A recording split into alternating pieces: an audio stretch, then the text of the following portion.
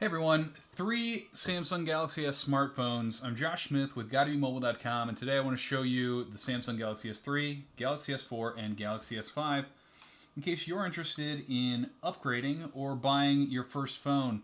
A lot of times we see carriers still have all of these phones available for sale, so you might see this for free, $99 and $199. Sometimes we see the price drop to $99, $50, or even $0, and sometimes free on this Galaxy S3. Or maybe you're looking to upgrade from the Galaxy S3 to the latest, or maybe just to last year's model. I want to run through some quick changes and design features. Now, overall, you'll notice that these phones are pretty similar in size. Now, if you check the description of this video, you'll see tons of photos so that you can actually see the size difference a little bit better. But you get some variety of features. We have a 4.8-inch display. We have a 5-inch or 4.97-inch display on the Galaxy S4 and a 5.1-inch display on the Galaxy S5. Now, the size isn't the only thing that changes between these. The display over here is actually going to be a lot brighter and a lot nicer looking. All of these are on the maximum brightness, and you might not be able to tell as much in the video, but right here we can tell it's okay, better, best. You get the brightest screen over here, and there's some different screen technology in here so that when I go outside, the screen will automatically get brighter. There's an ultra dimming mode, and there's even a mode that will make this screen go black and white so that your battery will last much, much longer. Now, the other differences that we see, we all have this same home button, physical home button. In the Galaxy S5, this is a fingerprint reader, so I can swipe my finger here to unlock the phone, to unlock some documents that I've hidden on the phone and locked up, and to make payments using PayPal. These two home buttons don't have that capability. We have capacitive buttons on the side, so small, almost touchscreen-like buttons on the side of each of these. And for the Galaxy S5, it's different. You can see here, this is a menu option. This is actually multitasking, and then if I want menu, I tap and hold. This is actually also a little bit nicer to get to Google Now. If you use that service, if you hold this, it's going to go right to Google Now. And I can just say, okay, Google. Okay, Google. And it will open up. I can't do that for either of these phones. If I hold this down and then tap, I can get to Google Now. And if I hold this down, I can tap and get to Google Now.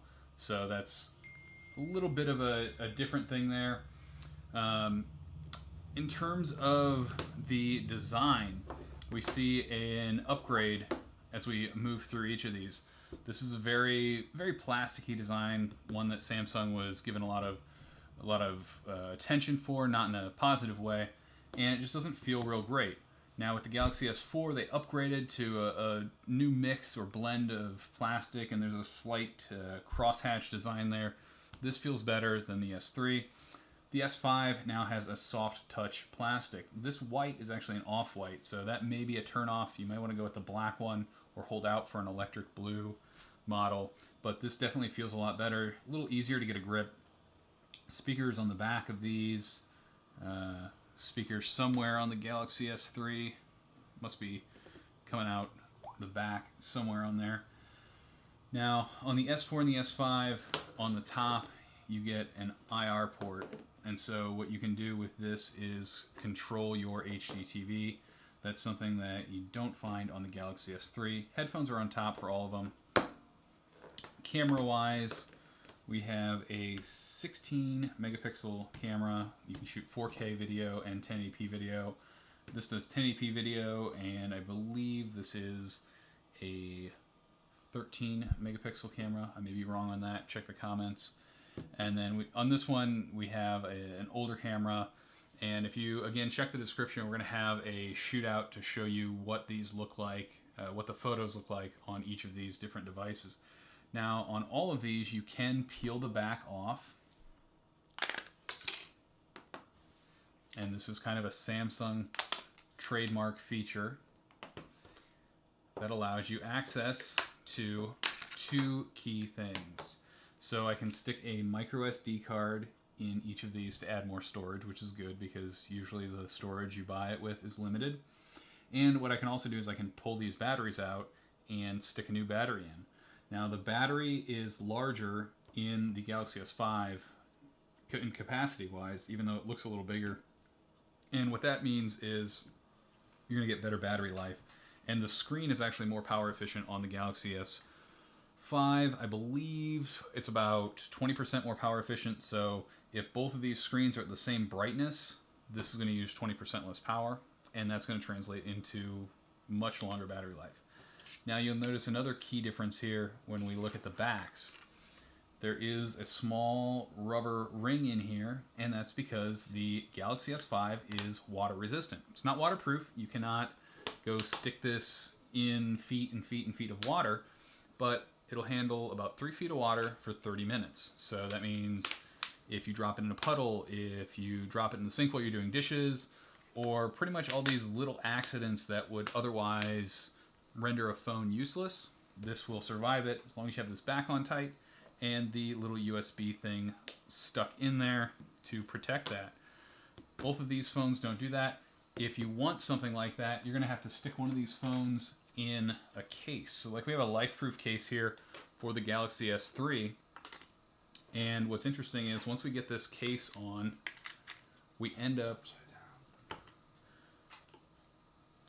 with a phone that is just about as thick as our Galaxy S5 and about as big. I'm not going to snap this in there right away, but that gets you a little bit more protection than these phones, or than just this phone on its own. So some people still may have a need for a case, even on the Galaxy S5.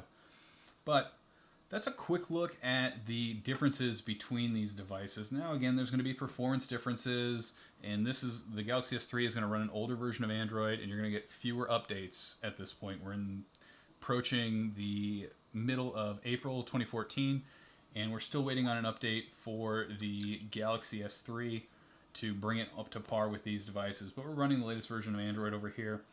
There is a pulse reader back here, so if I pull my finger over this and use an S Health app, I'm going to be able to track my pulse and measure that. Something that is not built in, but you can find some apps that will use the camera to do that. Thanks for watching. Check out the description for a link to more information about this, and you can head over to GottaBeMobile.com to see more on each of these smartphones.